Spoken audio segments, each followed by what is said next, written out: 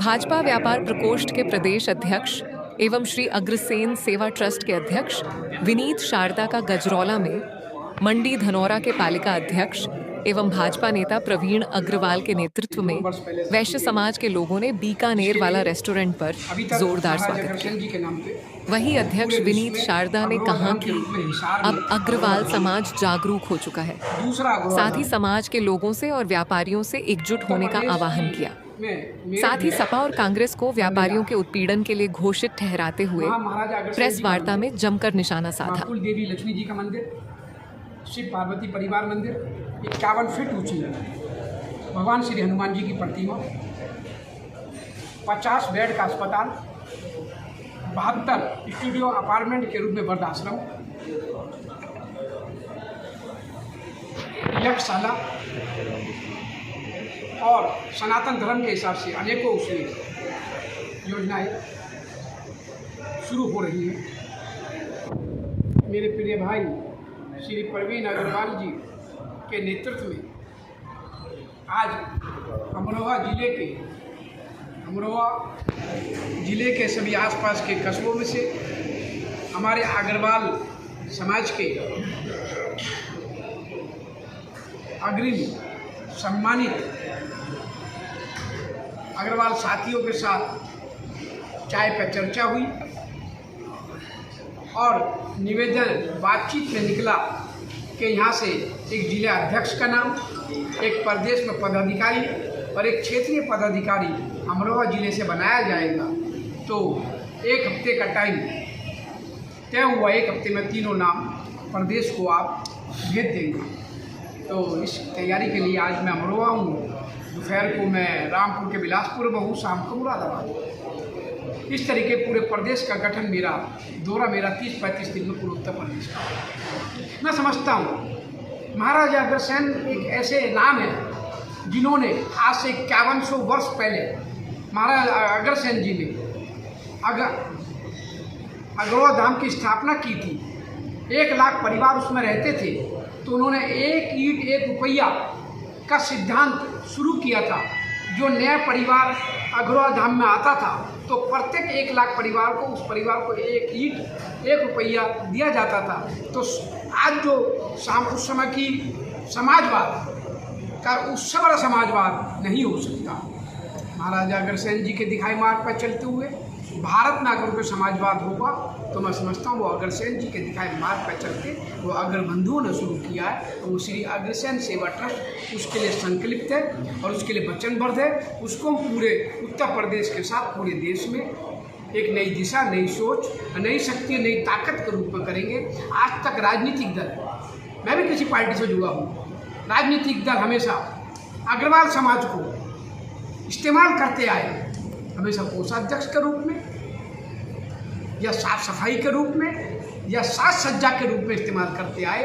अब मैं समझता हूँ अग्रवाल बंधु खड़े हो गए हैं, अब कोई हमें इस्तेमाल नहीं कर पाएगा। एक सवाल है, राजनीतिक सवाल है। मौजूदा समय में कहीं ना कहीं व्यापारी भी इस समय त्रस्त नजर आ रहा है और इसका सारा जो सवाल बैठता है वो मौजूदा सरकार के बैठता है। इसके लिए क्या भारतीय जनता पार्टी व्यापार प्रकोष्ठ का उत्तर प्रदेश का अध्यक्ष और पिछले 5 टर्म से अध्यक्ष हूँ, 16 वर्ष से अध्यक्ष हूँ लगातार। 2017 से पहले उत्तर प्रदेश के क्या हालात थे आपको बता। लूट, डकैती, हत्या, रंगदारी, चोट में उससे उत्तर प्रदेश जलता था।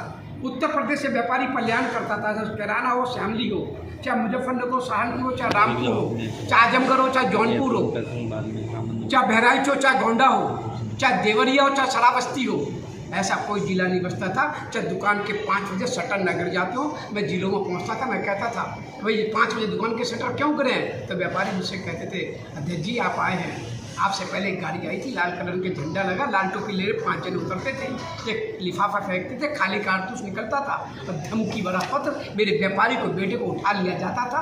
वो किसी प्रकार से हमसे और आपसे बच गए, उन बदमाशों को पैसे देता था, फिर भी व्यापारी सुरक्षित नहीं मिलता था, उसकी लाश नाले के पास पड़ी मिलती थी। उत्तर प्रदेश को बीमारू प्रदेश करने का काम किया तो कांग्रेस ने किया, बहन मायावती ने किया, और उनका भी रिकॉर्ड तोड़ने का काम किया तो अखिलेश यादव साहब ने किया।